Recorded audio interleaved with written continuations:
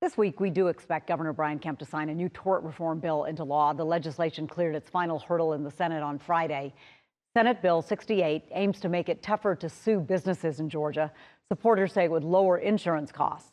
Those who oppose the bill say it doesn't force insurance companies to lower prices, and it protects businesses from being held accountable. The tort reform bill will become law as soon as Governor Kemp signs it.